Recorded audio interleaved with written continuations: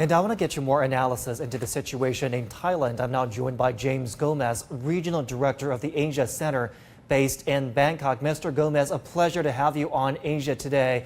I want to first talk to you about the sandbox plan that Martin was talking about just now. It was initiated 2 weeks ago. We don't know, and we can't say if that's played any part in the rising COVID infections in Thailand. What can you tell us about it? Could this sandbox scheme be a model for other countries seeking to revitalize their economies amid the pandemic? Yes, I mean, the sandbox model stirred a lot of excitement, not just in Thailand, within Thailand, but also around the ASEAN region. Particularly, there were discussions in the Philippines of also taking a similar approach with Boracay, and even the date of October was peddled out onto the media. So certainly there is some interest and desire to follow the Thai examples. But however, there have been a lot of twists and turns, and if you are watching with the clear on Thailand and you want to navigate past all these twists and turns, what is the key issue? The key issue really is the vaccination of migrant workers, because the migrant workers, are the ones who fuel the labor of the tourism sector in Thailand. Now, you cannot really effectively open up the country for tourism, sandbox or otherwise, if your key workforce is not ready and vaccinated for service.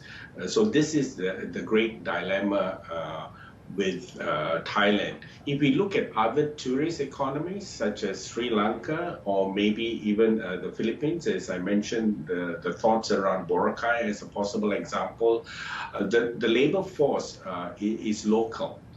They may come from out of the tourist areas, but it's local, which is very different from Thailand, where the migrant workers come largely from Laos, Cambodia, and Myanmar. And very recently, just a couple of days, we have had the announcement that vaccine and even testing for COVID-19 among migrant workers has been disbanded. Our correspondent pointed out something which I find really important. He said that Thailand's decision to open those 3 islands to foreign tourists shows just how dire the economic situation is, how desperate authorities there are to salvage the economy. Now, Mr. Gomez, with the likelihood the pandemic will continue for some time, apart from the sandbox scheme, what other measures can be possibly taken to achieve economic recovery, especially for countries almost entirely reliant on tourism? Unfortunately, countries entirely, dependent on tourism will have to, diversify. Thailand is in a good place. There is strong, internet infrastructure and take-up and digital literacy, especially among its younger population.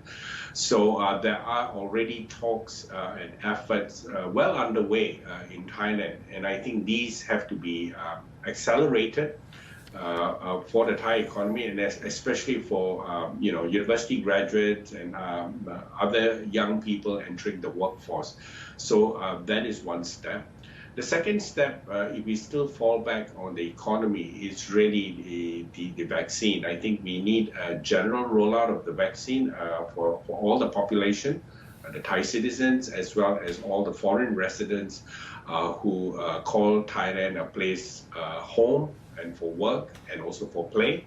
And finally, of course, the migrant workforce that fuels the labor for all the tourism sector. So I see these 2 things are the way forward to revive the Thai economy. But on the ground, the economic situation is dire. James Gomez talking to us in Bangkok. We appreciate your expertise and your analysis. Thank you so much.